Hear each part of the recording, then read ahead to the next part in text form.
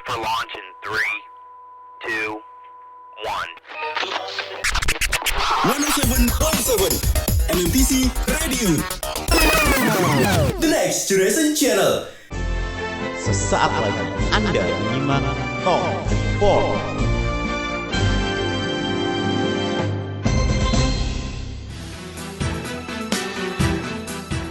(107.7) MMTC Radio, The Next Generation Channel. Selamat siang teaser, Top Report edisi Rabu 3 Juni 2020 kembali hadir. Bersama saya Kartika Maharani, inilah Top Report selengkapnya. Sari berita, masyarakat Bojonegoro tetap datangi Disduk Capil di tengah pandemi Corona. Pasca Lebaran, lonjakan pemudi di kota Jombang akibatkan bertambahnya kasus ODR. Sebuah rumah karantina di Cilacap sediakan fasilitas mewah untuk ODP. Teaser selain ketiga berita utama tadi, kami masih punya berita lainnya yang akan kami sampaikan selengkapnya. Berita pertama teaser datang dari Kulon Progo. Angka kriminalitas pada bulan Mei di Kulon Progo melonjak hingga 81 kasus. Di antaranya disebabkan lumpuhnya ekonomi karena virus corona. Seperti sebuah kasus penodongan dengan senjata tajam yang dialami oleh S, seorang bendahara asal Kulon Progo. Namun kasus ini teaser diduga merupakan laporan palsu, karena S terjebak hutang kas Idul Fitri. Segera kita simak langsung oleh reporter kami Maria Esvera, yang saat ini sudah berada di Polres Kulon Progo. Ya Vera, bisa dijelaskan bagaimana kronologi kasus laporan palsu ini? Baik Tika dan juga teaser, saat ini saya sudah berada di Polres Kulon Progo untuk memastikan apakah benar adanya laporan palsu tentang kasus penodongan dan penjamretan yang menimpa seorang ibu berinisial S asal Kulon Progo. Dan setelah didalami dan dilakukan penyelidikan oleh kepolisian, memang benar laporan ini adalah palsu dan merupakan kebohongan atas inisiatif sendiri. Menurut laporannya, beliau mengalami penjamretan uang sebesar 10 juta rupiah dan mengaku ditodong dengan pisau di Jalan Tanjakan Dusun Pengkol oleh 2 orang pria bermotor. Namun naas, ibu berinisial S ini bukannya ditindaklanjuti sebagai korban yang harus ditolong, namun malah menjadi sasaran perbincangan warga di sosial media. Untuk itu teaser, berikut ini adalah keterangan langsung dari Kapolsek Lendah, AKP Fakrodin, tentang motif sang bendahara ini. Motifnya apa kan? Untuk motif sementara karena saudari SPTN ini adalah mulai 7 tahun yang lalu menjadi bendahara di kampung tersebut. Kemudian yang mana menjelang Lebaran Idul Fitri ini harus menyalurkan dana itu. Tetapi dari kumpulir dana sebanyak 35 juta, yang bersangkutan hanya memiliki dana 25 juta, sehingga kurang daripada 10 juta. Dan teaser, menurut data yang kami dapat, sang ibu bendahara ini sempat meminjam uang senilai 10 juta rupiah di koperasi dekat rumahnya untuk menutup kekurangan kas Idul Fitri tersebut. Keterangan ini kami dapat hari ini setelah polisi mendatangkan staf koperasi sebagai saksi mata. Begitu Tika. Lalu Vera, bisa dijelaskan apa saja kejanggalan yang ditemukan oleh polisi terhadap laporan palsu ini? Ya baik Tika, mengenai waktu penjamretan yang janggal, di mana ibu berinisial S ini mengaku mencairkan uang pukul 9 pagi, namun dijamret pukul 11:40 siang. Padahal waktu yang dibutuhkan sebenarnya dari koperasi ke TKP penjamretan hanya 4 menit saja. Dan teaser, kami juga sudah mewawancarai ibu berinisial S ini tentang alasan sebenarnya laporan palsu ini. Berikut rekamannya. Karena pikiran saya sudah buntu, saya mau nanti saya menyampaikan ke teman-teman saya itu bagaimana. Saya takut mereka pada marah sama saya. Baik teaser, menurut Undang-Undang Nomor 220 KUHP, di mana ancaman kurungan untuk kasus laporan palsu ini termasuk ringan, maka polisi tidak melakukan penahanan terhadap ibu berinisial S ini. Polisi juga mengatakan agar kasus ini menjadi pembelajaran untuk masyarakat agar lebih baik terus terang berkata apa adanya daripada membuat laporan palsu menjadi korban kriminal. Maria Esvera melaporkan untuk MMTC Radio. Teaser, kita beralih ke berita selanjutnya. Kebijakan larangan mudik 2020 untuk mencegah penyebaran virus corona kurang berjalan efektif di Kota Jombang. Para pemudik justru berdatangan ke Kota Jombang yang mengakibatkan bertambahnya jumlah orang dalam resiko atau ODR. Bersama reporter kami Anggria Ratri, langsung dari SDN 1 Kaliwungu, Jombang, kita ikuti laporan selengkapnya. Ya, Tika, juga teaser kasus COVID-19 di Indonesia semakin meningkat setiap harinya. Seperti yang terjadi di Kota Jombang, yang mana kota ini telah ditetapkan menjadi salah satu wilayah zona merah COVID-19.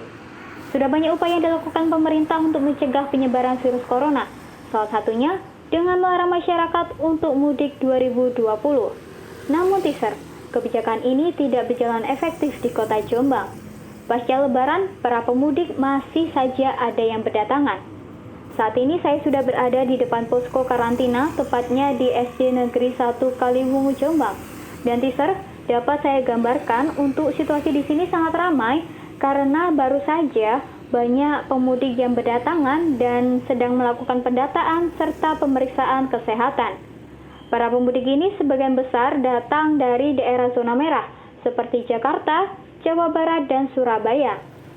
Kedatangan pemudik ini menyebabkan kasus orang dalam resiko atau ODR semakin meningkat setiap harinya.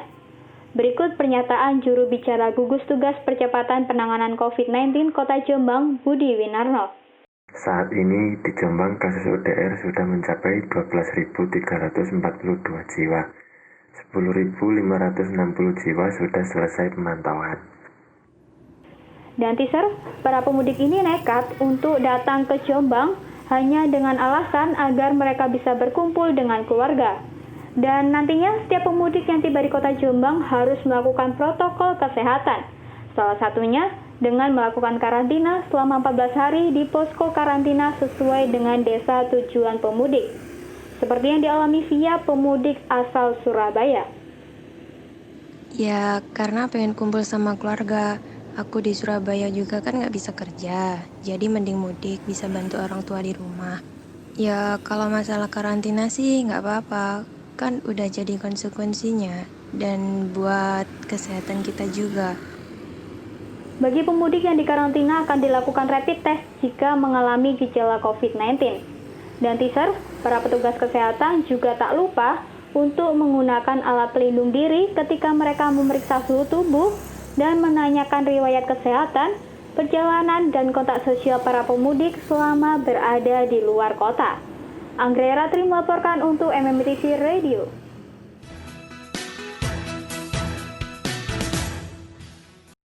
Teaser, setelah Kota Pati dinyatakan sebagai zona merah, sejak saat itu Pemkot Pati menetapkan larangan keluar rumah. Namun, masyarakat Kota Pati malah ada yang melakukan balap liar di Pulau Seprapat. Jajaran Brimob dan Sabara Polres Pati menggelar patroli gabungan untuk membubarkan kegiatan tersebut, karena berpotensi menyebarkan virus corona. Inilah laporan selengkapnya akan disampaikan oleh reporter Cantika. Ya, baik Tika dan juga teaser, saat ini saya sedang berada di pinggir jalan Pulau Seprapat, yang dimana di sini masih banyak sekali masyarakat yang melakukan aktivitasnya, seperti berjualan, bersepeda, jogging, dan juga berkerumun. Tak hanya itu, mereka juga melakukan aksi balap liar yang sangat dilarang oleh pemerintah. Sudah banyak sekali teguran yang dilakukan oleh pemerintah, seperti melakukan patroli oleh pihak kepolisian dan juga Satpol PP yang keliling tiap sore. Tetapi masyarakat di sini tetap tidak mau menaati peraturan yang ada. Mereka beranggapan bahwa dengan memakai masker sudah aman untuk tetap keluar rumah. Walaupun sudah memakai masker, pemerintah menyarankan keluar rumah jika ada kepentingan saja, bukan untuk berkumpul dan juga melakukan balap liar. Berikut penjelasan dari pihak kepolisian terkait sanksi dan peraturan dari pemerintah. Kebijakan yang dilakukan adalah memberikan himbauan kepada warga Kabupaten Pati agar segera kembali ke rumah masing-masing, serta apabila dalam kondisi mendesak untuk keluar rumah wajib menggunakan masker untuk kesehatan dirinya sendiri dan untuk memutus rantai penyebaran virus COVID-19 atau virus corona. Apabila masih berkerumun, maka akan dibubarkan dengan paksa demi kebaikan bersama. Baik teaser dan juga Tika, saat ini saya sedang berada di salah satu kerumunan yang dimana mereka masih melakukan aktivitas di luar yaitu dengan bersepeda bersama teman-temannya. Mari kita tanyakan mengenai peraturan pemerintah untuk tetap di rumah saja yang masih banyak dilanggar oleh masyarakat itu sendiri. Menurut saya, dengan peraturan di rumah aja kurang efisien karena pemerintah bisa memberikan fasilitas yang mencukupi agar masyarakat betah di dalam rumah. Contohnya paket net, beras.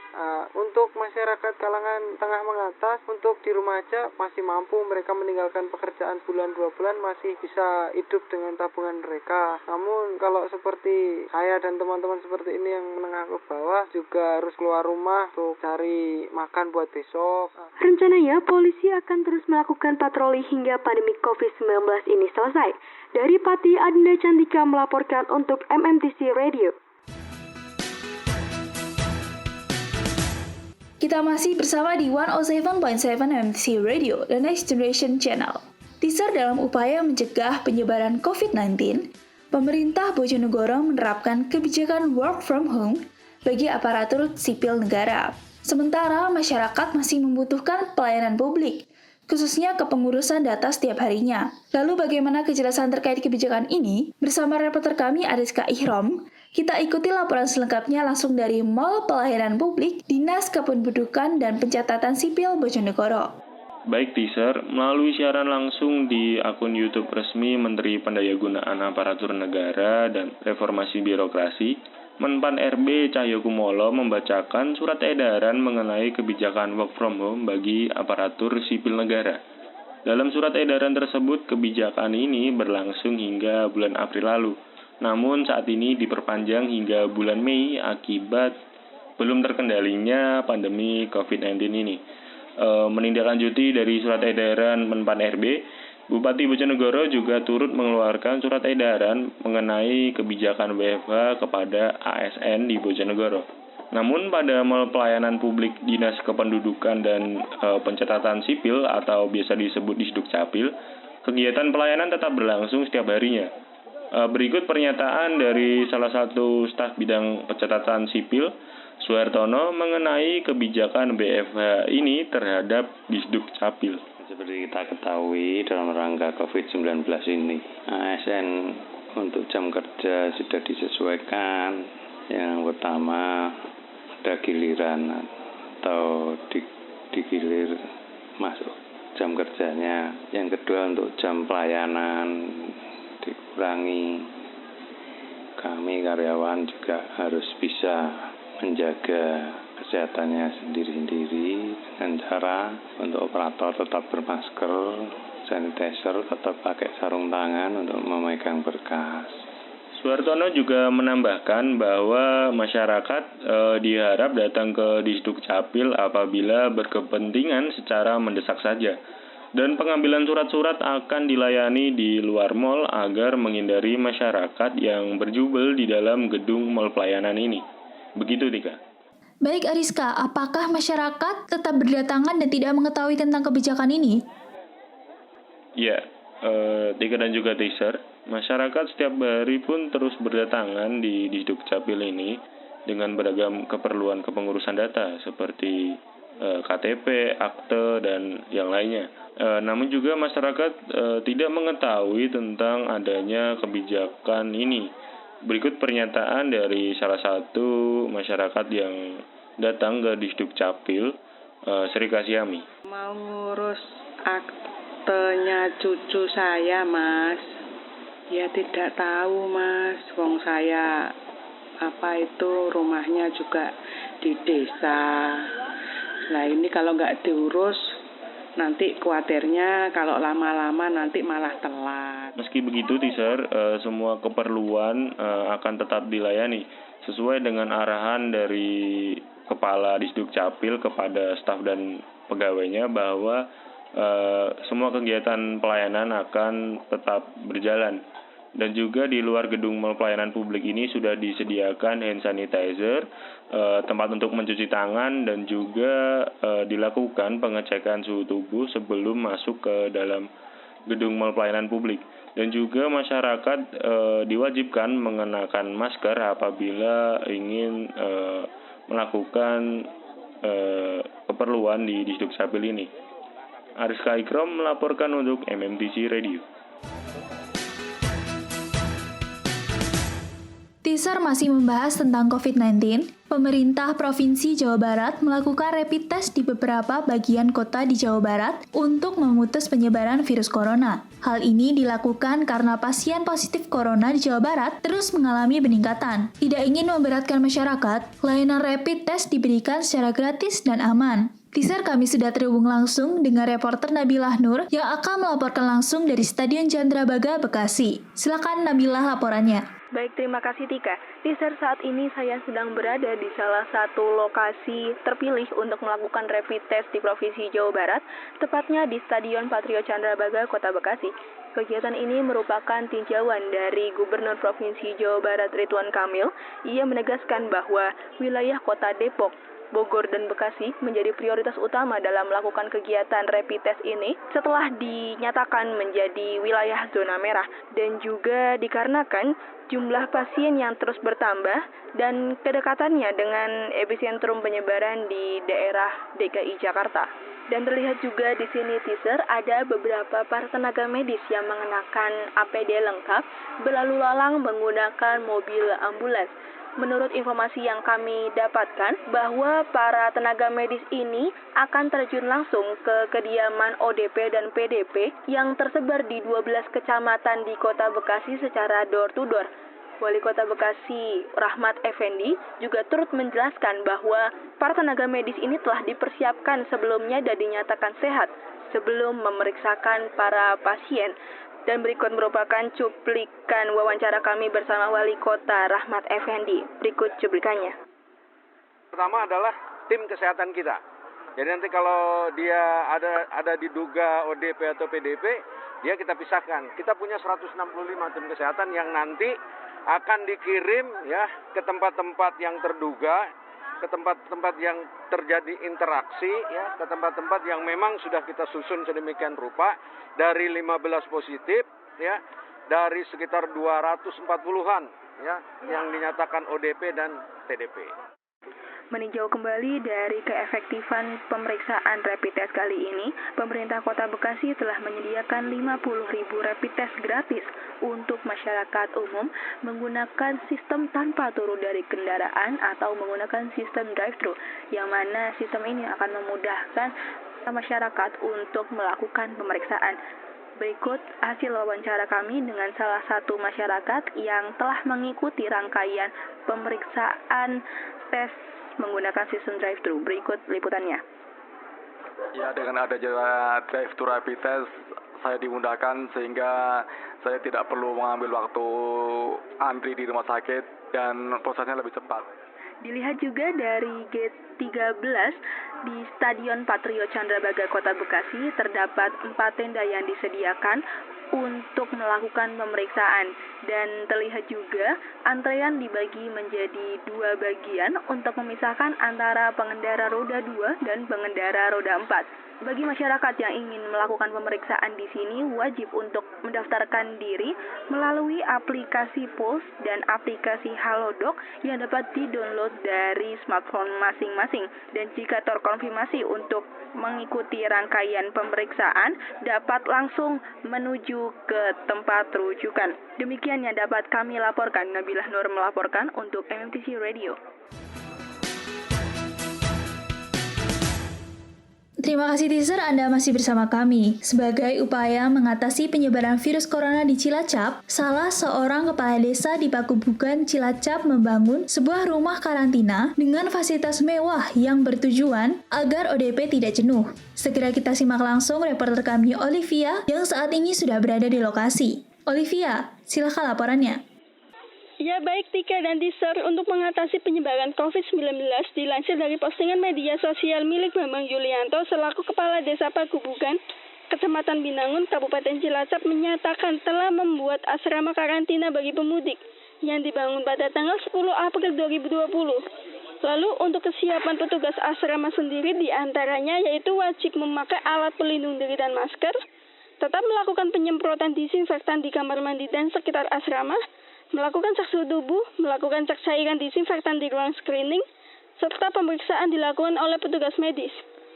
Sedangkan bagi pemudik yang dikarantina ialah wajib melakukan cuci tangan, melakukan screening, mengisi formulir, diberi masker oleh petugas, dan diisolasi selama 14 hari. Berikut cuplikan wawancara kami dengan Bambang Yulianto selaku Kepala Desa Pagubugan. Kami tidak menyediakan rapid test, namun kami sehari sekali melakukan cek suhu tubuh dan tensi. Apabila di asrama kami ada yang bergejala, akan segera kami bawa ke puskesmas rujukan Binangun. Alhamdulillah, sampai hari ini tidak ada pemudik karantina atau warga kami yang terpapar corona. Perlu diketahui juga, teaser, berbeda dengan tempat karantina lainnya, di asrama ini terdapat berbagai sarana permainan olahraga seperti tenis meja, bulu tangkis, dan sepak takraw. Hal tersebut guna mengurangi kebosanan para pemudik. Tidak hanya itu, terdapat juga fasilitas tambahan lainnya, di antaranya WC berjumlah 3 buah, kamar mandi sebanyak 20, kamar tidur sebanyak 20, vitamin 2 pil 2 kali sehari, cek kesehatan, mobil siaga, tenaga medis, APD lengkap, dan petugas jaga 24 jam. Berikut tanggapan dari salah satu pemudik di Desa Pagubugan terkait pelayanan asrama karantina, Bapak Eka. Alhamdulillah sangat terjamin. Selalu cek suhu badan setiap hari, ada 3 bidan dan 1 perawat dalam pengurusan kesehatan kami. Makanan sehat, buka dan sahur dalam bulan puasa terjamin. Menurut saya sangat bagus penjagaan 24 jam, ruangan ada kasur, bantal, dan 3 wifi. Juga ada musola untuk sholat. Kawasan asrama pemudik ini tidak terlalu dekat dengan pemukiman warga setempat karena kawasan asrama walaupun di kantor desa namun tetap dibatasi. Semua fasilitas dibangun oleh desa dan gratis dibiayai oleh anggaran pendapatan belanja desa. Oleh karena itu, asrama pemudik ini telah mendapat dukungan dari warga setempat. Salah satu warga Binangun bernama Danang menyatakan semoga hal ini menjadi pemacu dalam penanganan COVID-19 di desa-desa lainnya. Olivia melaporkan untuk MTC Radio. Teaser berita selanjutnya datang dari Kota Lampung. Organisasi Pemuda Desa Lembuyang Bandar membuka posko relawan dan melakukan sejumlah aksi sebagai bentuk keseriusan dalam pemutusan rantai penyebaran virus corona. Kami sambungkan teaser dengan reporter kami, Eka Novia, yang sudah berada di lokasi. Silakan Eka laporannya. Ya baik, terima kasih Tika. Teaser perlu kita ketahui bahwa kasus COVID-19 di wilayah Indonesia saat ini kian merebak. Salah satunya yaitu Kota Bandar Lampung yang kini secara resmi telah ditetapkan menjadi salah satu kota yang masuk dalam zona merah COVID-19. Untuk itu guna mencegah penyebaran virus COVID-19 di sejumlah wilayah, khususnya di Lampung Tengah, Organisasi Pemuda Desa Lembuyang Bandar mendirikan posko relawan tanggap COVID-19. Saat ini saya sudah berada di depan posko dan terlihat beberapa pemuda desa sedang melakukan pengecekan suhu kepada masyarakat yang akan masuk ke wilayah perumahan. Tidak hanya itu, terlihat di depan pintu masuk utama perumahan sudah dipasang banner yang berisi himbauan untuk menggunakan masker. Pemuda desa ini juga telah menyiapkan ruang isolasi mandiri bagi para ODP yang dijaga oleh tenaga kesehatan serta tim relawan selama 24 jam. Tercatat sebanyak 6 warga dengan status ODP yang diisolasi dan telah melakukan rapid test dengan hasil negatif. Berikut keterangan dari Ketua Pelaksana Posko Relawan Ahdan Gufron. Prosedur rapid test sendiri karena kami bekerja sama dengan Puskesmas Sendirjo, kita ikut protokol kesehatan, contohnya kayak penyemprotan kelas, terus sebelum datang itu cuci tangan segala macam untuk ODP-nya ya, terus untuk petugas kesehatannya juga pakai APD lengkap. Sedangkan untuk mencegah penyebaran virus ini, Ketua Umum Renaldi Ade Dewantara akan menjelaskan tindakan preventif COVID-19 yang sudah dilakukan. Untuk upaya pencegahan yang sudah kami lakukan itu membagikan masker gratis, lalu membuat banner yang berisi himbauan, pengecekan suhu tubuh warga, dan menjalankan kebijakan satu pintu keluar masuk di perumahan. Teaser perlu saya sampaikan juga bahwa organisasi ini mendapatkan support penuh dari berbagai sumber, antara lain 3 kepala dusun, kepala desa, dan pimpinan perusahaan. Sekretaris organisasi Ahmad Egi Trifauzi menjelaskan bahwa pihaknya mendapatkan donasi masker dari DPRD Lampung Tengah, PT GGF, desa, dan masyarakat sekitar. Tokoh masyarakat Mahfud Santoso menjelaskan bahwa dibentuknya relawan ini sebagai bentuk keseriusan pencegahan pandemi COVID-19.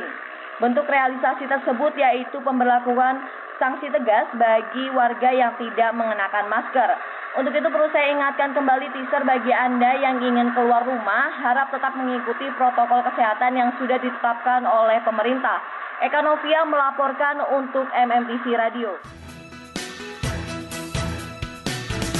Berita terakhir teaser datang dari Tangerang. Proyek peninggian jembatan Jalan Raden Fatah, Kecamatan Ciledug, Kota Tangerang dikeluhkan masyarakat dan pengguna jalan karena pengerjaannya yang terkesan asal jadi. Akibatnya sudah ada 2 pengendara sepeda motor yang terjatuh saat melewati jalanan berlubang di jembatan tersebut. Laporan selengkapnya akan disampaikan langsung oleh reporter Yoga Cahya yang sudah berada di lokasi. Silakan Yoga laporannya. Ya teaser, saat ini saya sedang berada di Jembatan Raden Fatah Ciledug, Kota Tangerang. Jembatan ini menjadi penghubung akses dari arah Ciledug Tangerang Kota menuju ke arah Pondok Kacang atau Jombang Tangerang Selatan. Seperti yang bisa teaser bayangkan bahwa kondisi peninggian jembatan saat ini masih setengah jadi atau belum 100%. Padahal pengerjaan mulai dilakukan pada pertengahan tahun 2019 yang lalu. Untuk saat ini sendiri, pekerjaannya sudah tidak dilanjutkan akibat adanya kebijakan PSBB di Kota Tangerang. Peninggian jembatan ini dilakukan untuk mencegah adanya banjir jika sungainya meluap. Pembangunan yang menggunakan dana APBD Provinsi Banten sebesar 4.995 juta rupiah ini terkesan asal jadi, seperti yang diungkapkan oleh warga sekitar Erlangga. Saya menyesalkan kinerja Dinas Pekerjaan Umum dan Penataan Ruang Provinsi Banten dalam melaksanakan pekerjaan peninggian jembatan. Kayak asal jadi aja, lihat aja jalan untuk naik ke jembatannya sekarang udah pada rusak, yang arah sebaliknya aja juga salah. Jembatan yang baru setengah jadi ini diperparah dengan kondisi jalanan yang sudah berlubang. Banyak masyarakat yang mengeluhkan jika jalanan berlubang bisa menjadi penyebab kecelakaan bagi pengendara sepeda motor. Dikutip dari tangerangnews.com bahwa pihak DPUPR Provinsi Banten akan bertanggung jawab mengenai peninggian jembatan di Raden Fatah ini sehingga tidak menimbulkan masalah lain. Hal ini disampaikan oleh Seksi Pembangunan dan Rehabilitasi Jembatan Tranggono. Ya, memang awalnya kami ingin segera merampungkan jembatan di Raden Fatah itu sesuai rencana. Kami juga akan bertanggung jawab dengan memperhatikan mutu dan kualitas dari proyek tersebut demi keselamatan. Beberapa pengguna jalan seperti pengendara sepeda motor yang sering melewati jalanan ini juga mengeluhkan dampak dari peninggian jembatan yang tidak semestinya. Pasalnya, sudah pernah terjadi kecelakaan pada malam hari yang memakan 2 korban pengendara sepeda motor akibat terjatuh di jalanan yang masih berlubang. Hal ini yang seharusnya juga menjadi perhatian utama terhadap pihak otoritas agar segera memperbaiki kualitas dari jalanan di jembatan ini. Seperti yang diharapkan oleh pengguna jalan Rahmat Awal. Ya, harapan saya sih semoga jembatan ini cepat jadi lah ya. Biar kita yang sering lewat sini tuh gak kena macet. Terus juga untuk jalan yang berlubang tuh cepat-cepat dibenerin lah. Biar gak ada. Untuk itu dihimbau agar masyarakat lebih berhati-hati lagi saat melintasi jalanan di jembatan ini terutama pada malam hari. Karena di sini juga masih minim nerangan sehingga rawan sekali terjadi kecelakaan. Yoga Cahya melaporkan untuk MMTV Radio.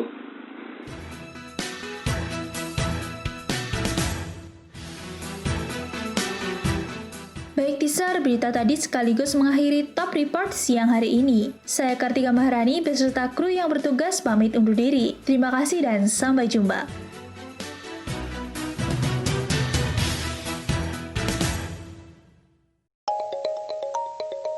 Baru saja Anda menyimak Top Report.